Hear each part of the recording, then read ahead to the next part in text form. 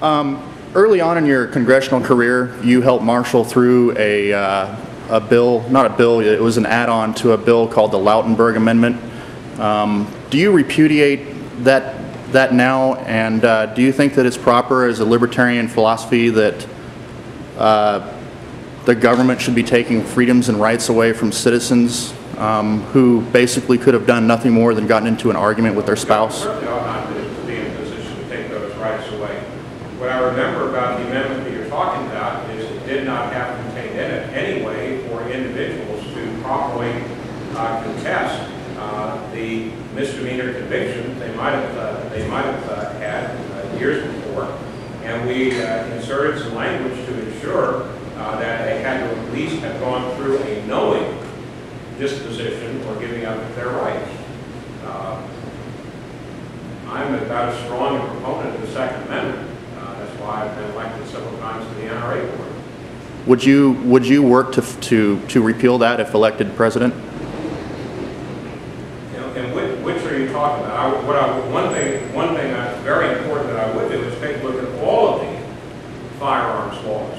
We have far too many of them. Many of them, such as the one you're talking about, go too far in restricting the ability of individuals to retain, possess, use firearms. There's no mechanism in the government right now, even though the law provides that the person is disabled, legally disabled from possessing a firearm. That is, they've been convicted of a felony in any federal or state court. They've been judgmentally incompetent. They've surrendered their citizenship. They were dishonorably discharged from the military. Those are legal disabilities on purchasing a firearm. The law has to be remedied. It has to be amended to loosen those, to provide a mechanism for a person to have their rights restored. You know, if a person goes out and commits a violent offense, I have no problem at all with saying they have, in fact, forfeited their right to keep and bear arms. But there has to be a mechanism for them to go back and say, look, this was an error, same as a pardon or a commutation of the sentence, but you can't do that because Congress, year after year after year, has failed to provide any funds for that mechanism for a person to have their rights restored. So that's one of the things also that we need to redress. But the Lautenberg is also absolutely. Thank you, sir. A couple more questions. Yes, sir. Yes, sir. It's a commonly held belief, although I think inaccurate, that libertarians are predominantly disenfranchised Republicans, former Republicans, anarchist types, whatever. As it relates to your campaign, what are you doing now, or how are you reaching out to a lot of would-be Democrat voters, particularly young voters?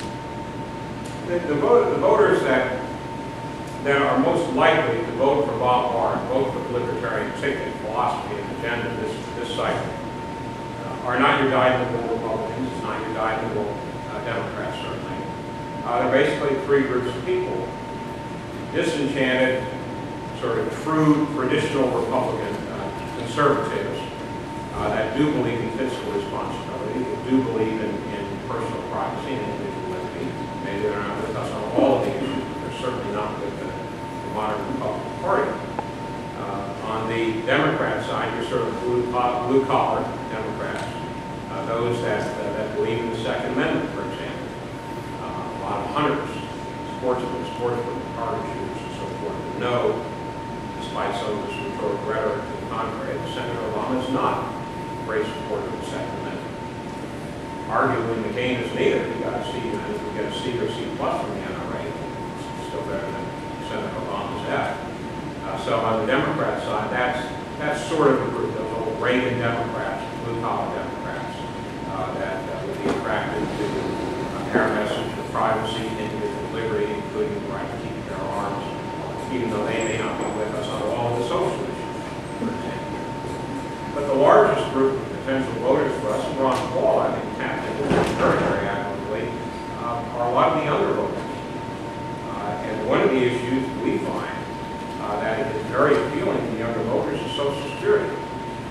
They know young people that are just now entering the workforce or who have recently